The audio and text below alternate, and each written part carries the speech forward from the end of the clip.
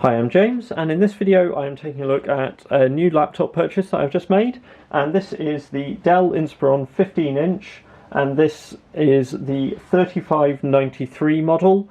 So what this is the latest generation of the Dell Inspiron, and what we see here is the real reason that I've bought this, which is the 10th generation Core i3 badge.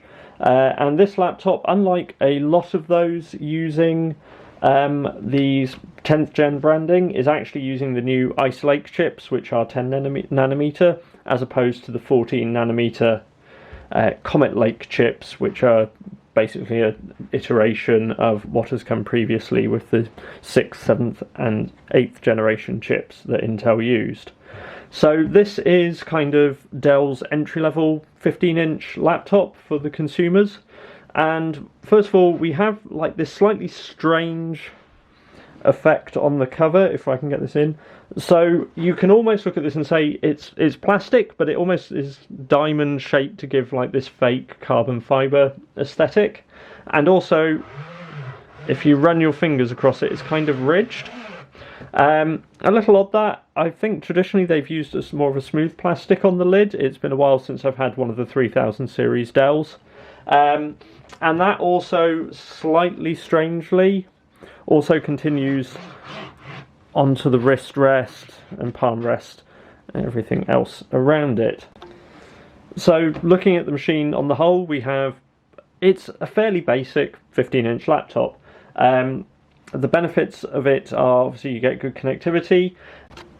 In terms of the ports on either side, on the left hand side we have HDMI, a Ethernet port which I believe supports gigabit Ethernet, a pair of USB 3 slots, standard USB-A I should mention. They aren't coloured blue, but they are marked SS for super speed USB 3, a headphone jack, and then looking over on the right, in this particular model, because I opted for the model with a hard drive, we actually get a DVD drive as well, a USB 2 port, a Kensington lock slot, and an SD card reader. Interesting that they chose to put in a USB 2, possibly for compatibility reasons.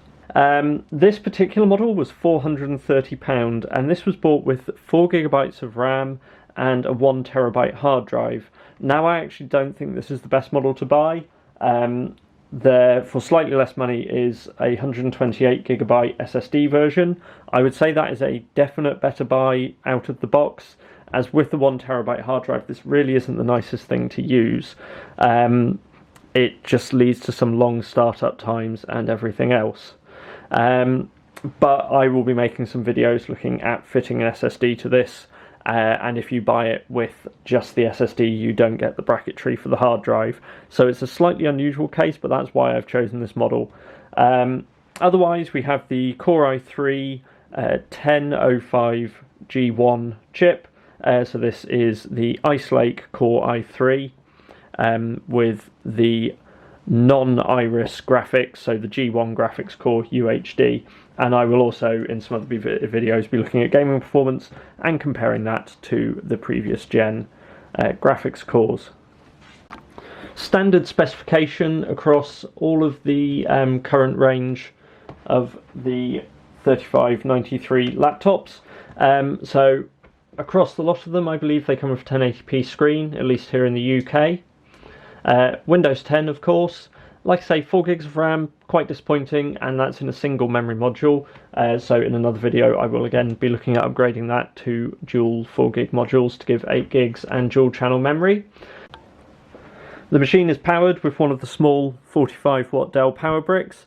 As with most Dells, these do have their sort of signalling pin, so you can find if you over time damage the power bricks, it is sometimes worth just making sure you get a genuine or at least a good quality replacement, otherwise they often won't charge without them. The battery is 3 cells and it's not a huge capacity. Looking in HW monitor, we can see that the full charge capacity is just a hair under 40,000 milliwatt hours.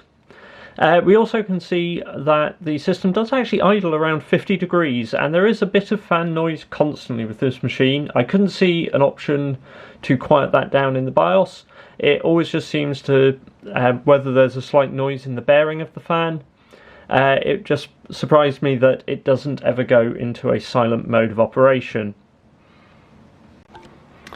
Running Cinebench R15 on the system as well, and we can see on this, as the power usage increases under load, temperatures rapidly rise up into the 80s. But interestingly, not an immediate ramping up of fan noise, even though we are now up to 90 degrees centigrade and over. And as we can do that, we can see, or hear I should say, the fan does start to spin up just to keep temperatures under control, but the machine seems happy to run fairly hot,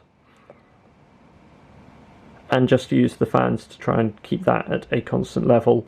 And with the test having completed, we can see things rapidly lose temperature as the fan dissipates the heat and the package power decreases back down. And once that reaches sort of happier levels, the fan should spin back down again. In terms of user inputs, the keyboard is perfectly acceptable. I do like, compared to the HPs that I have used recently, it is a proper UK English layout. HP seem to do something where they move around the slash and various other keys to kind of mix a UK and US layout, and Dell do not do that. And also the touchpad, reasonably sized. Feel is absolutely fine to me. For two-finger scrolling, that all works fairly naturally. You'd hope they could get this right by now, and it certainly seems acceptable. It's not spectacular, but for a entry-level laptop, it's fine. So overall thoughts on the Dell Inspiron 15 3593 laptop. It's okay. I don't think it's great value for money at £430. I think compared to the HP 255 G7 with the Ryzen 3 chip, this will certainly be a quicker processor than that Ryzen, but I believe that is £70 cheaper currently, and comes with 8 gigs of RAM and a 256 gig hard drive, SSD no less. So when the Dell model is more expensive than that, with similar quality fit and finish, similar quality screen, a faster processor but really lower memory and SSD on the basic model of this with 128 gigabytes, that's a bit disappointing from my perspective. I'm sure Dell will, following a few weeks, few months down the line, start dropping the price of this to be a little more competitive. But I don't feel, as it is, unless you're desperate to get your hands on an Ice Lake laptop, as I was, it really represents great value. I will be doing more videos with this, however, looking at performance and game testing, as well as those upgrade videos that I have mentioned. So if you do have any questions, be sure to let me know, and I'll happily answer them, and hit subscribe if you'd like to see more videos as I post them. Thanks for watching.